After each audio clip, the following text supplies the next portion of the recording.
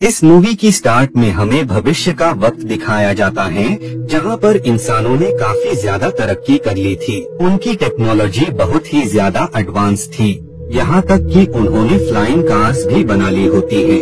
अब इंसानों के साथ एलियंस भी अर्थ पर रहते थे।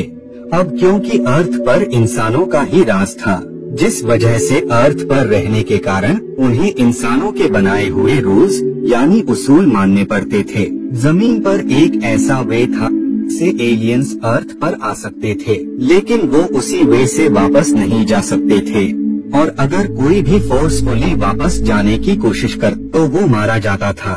वही स्काई में हम एक पिरामिड को देखते हैं, जो कि काफी वक्त से वहीं पर था। किसी भी इंसान को उसके वहाँ होने से कोई भी ऐतराज नहीं था, क्योंकि उन्हें लग रहा होता है कि ये जरूर किसी दूसरे प्लेनेट से आए हुए एलियन का स्पेसशिप होगा। वहीं पर हम स्पेसशिप में कुछ इंसानों और एलियंस को देखते हैं, जिन पर काफी सारे एक्सपेरिमेंट करके उनमें बदलाव किए गए थे। इधर पिरामिड में हम इजिप्शियन गॉड हॉरस को देखते हैं, जो कि इंसानों की दुनिया में अपने किसी मकसद के लिए आए थे। दरअसल गॉड्स ने हॉरस गॉड को उनकी गलतियों के चलते उन्हें सारे गॉड्स ने कर्स दे दिया था, जिस वजह से वो अपनी सारी शक्तियाँ खो देंगे। लेकिन इसके साथ ही वो हॉरस को इस कर्स से निजात पाने का भी तरीका बताते हैं कि उसे अर्थ पर मौजूद किसी फीमेल के साथ रिलेशन बनाना होगा। इससे जो बच्चा बोर्न होगा उसी बच्चे से हॉरस रीबोर्न होगा, यानी उस बच्चे के रूप में हॉरस का दूसरा जन्म होगा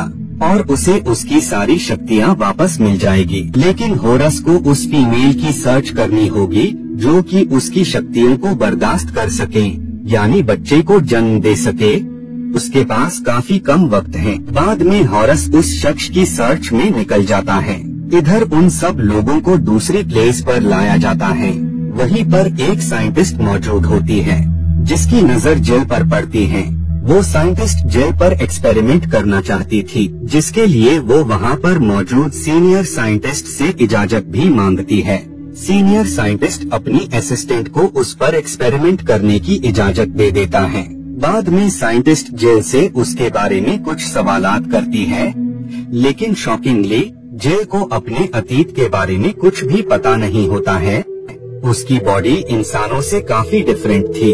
उसे देखकर लग रहा था कि मानो उसे हाल ही में बनाया गया हो।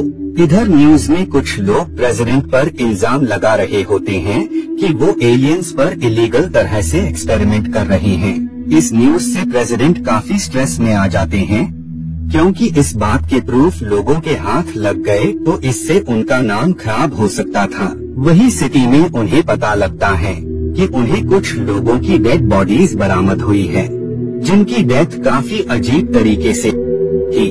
बाद में ऑफिसर उस प्लेस पर आते हैं जहां पर उन्हें वो डेड बॉडी मिली थी, जिसकी कंडीशन काफी ज्यादा खराब होती है।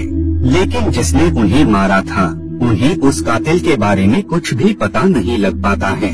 जिस शख्स ने उन्हें लाश के बारे में बताया होता है, वो उससे सवालात करने के लिए उसे लेकर जा रहे होते हैं। लेकिन शॉकिंगली वे में उस कार का भी एक्सीडेंट हो जाता है और बाद में वो शख्स वहाँ निकल जाता है।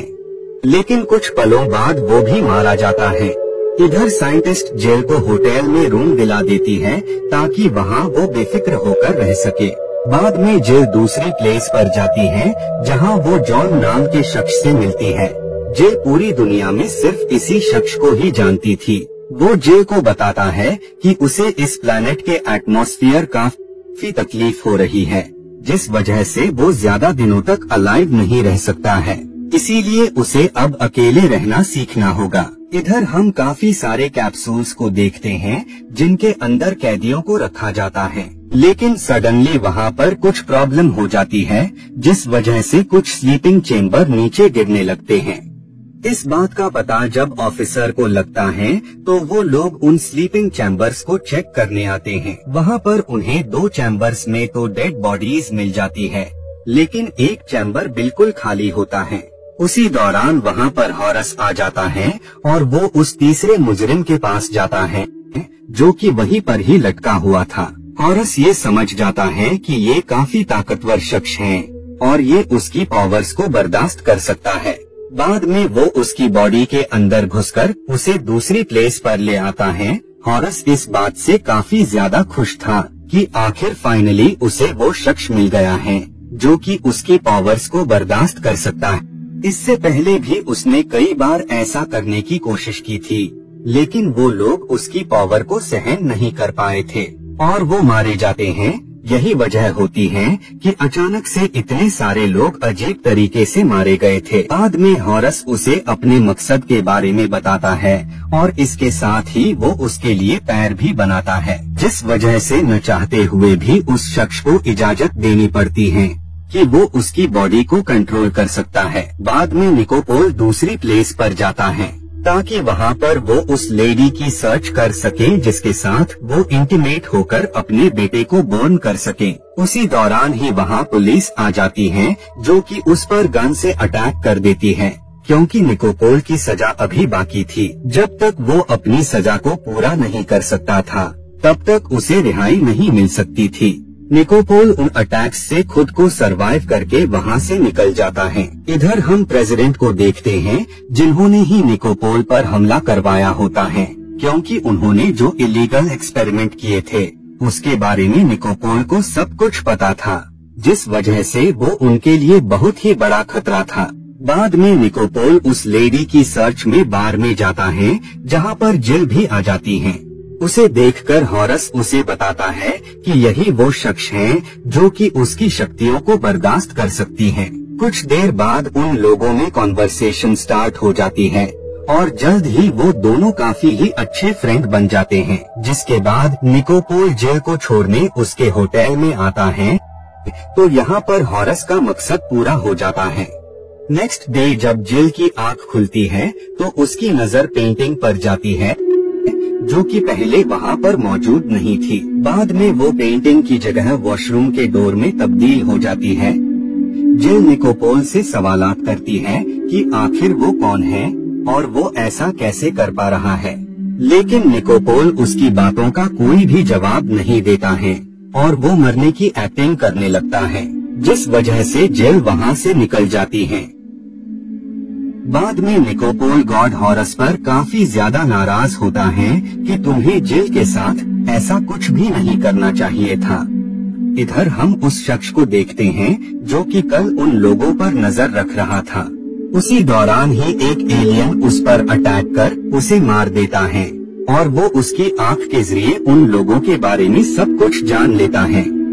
इस एलियन जीव को किसी और ने नहीं बल्कि प्रेसिडेंट ने ही इन्हें मारने के लिए भेजा था। इधर जिल को कुछ लोग किडनैप कर लेते हैं।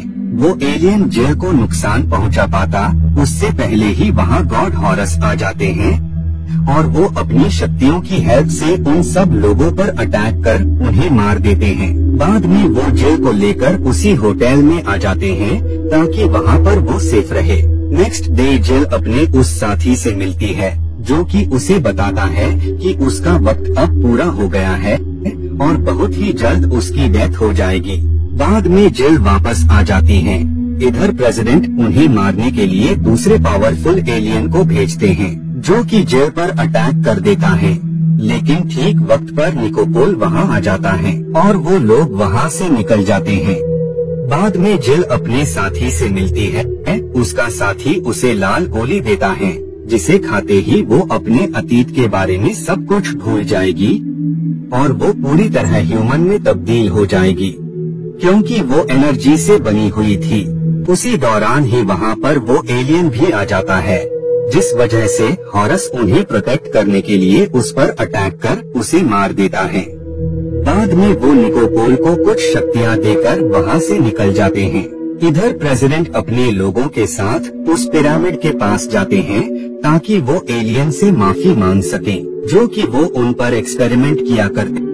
लेकिन जैसे ही वो पिरामिड को टच करते हैं वो उसके अंदर चले जाते हैं और बाद में उनकी डेथ हो जाती है। ऑफिसर्स निकोपोल को अरेस्ट कर लेते हैं और जब उसकी सजा पूरी हो जाती है तब वो रिहा हो जाता है।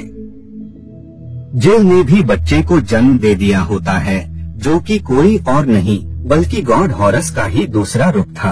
और इसी के साथ ये मूवी यहीं पर एंड हो